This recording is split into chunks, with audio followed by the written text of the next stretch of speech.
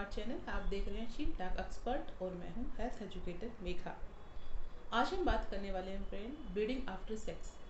संबंध बनाने के तुरंत बाद या संबंध बनाते के साथ यदि ब्लीडिंग हो तो उसके कौन कौन से इंडिकेशन होते हैं, कौन कौन से कॉजेस होते हैं जिसकी वजह से ब्लीडिंग होती है। तो आज हम यही बारे में जानने की कोशिश करेंगे। सो आई होप फ्रेंड आपको ये वीडियो पसंद आएगा, आपको कुछ इन्फॉर्मेशन मिलेगी। सो अगर आपको ये वीडियो पसंद आए तो लाइक से सब्सक्राइब कर सकते हैं। तो चलिए स्टार्ट करते हैं आज का हमारा वीडियो। तो सबसे पहले फ्रेंड, इस यदि ब्लीडिंग संबंध बनाने के तुरंत साथ ही अगर ब्लीडिंग की प्रॉब्लम होती है तो इस कंडीशन को मेडिकल टर्म में पोस्ट कोइटल कहा जाता है, यानी कि ब्लीडिंग आफ्टर सेक्स या संबंध बनाने के साथ साथ ब्लीडिंग होना। सो इसके बहुत सारे रीज़न हो सकते हैं। कभी कभार ऐसा होता है कि डीप पेनिट्रेशन की वजह से जो टिश्यूज़ हैं वो टियर हो जाते हैं, दैट्स वाई वहाँ पे ब्लीडिंग होती है।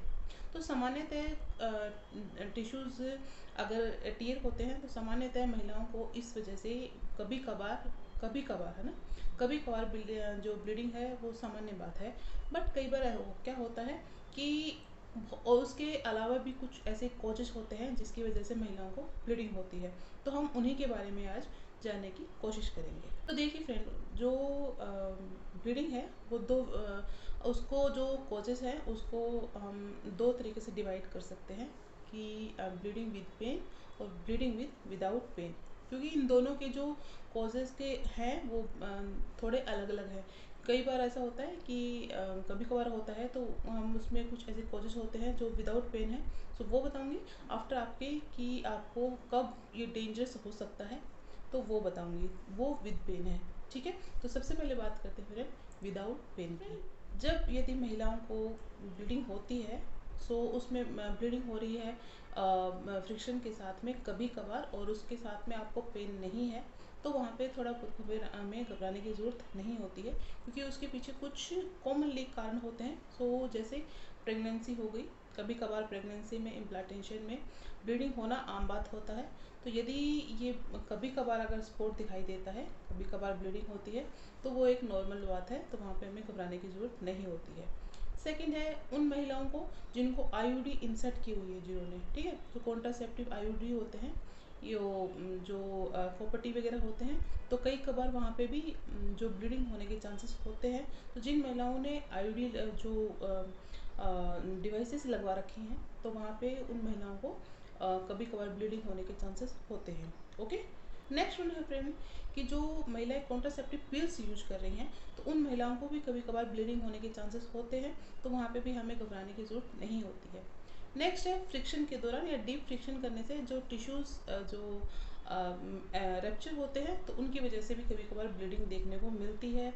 सो ये सारी चीज़ें थी फ्रेंड जहाँ पे आपको पेन भी नहीं होता है और कभी कभार महिलाओं को स्पॉट दिखने को मिल जाता है, ब्लीडिंग देखने को मिल जाती है। तो इन चीज़ों में महिलाओं को घबराना नहीं चाहिए, क्योंकि एक नॉर्मल चीज़ें होती हैं।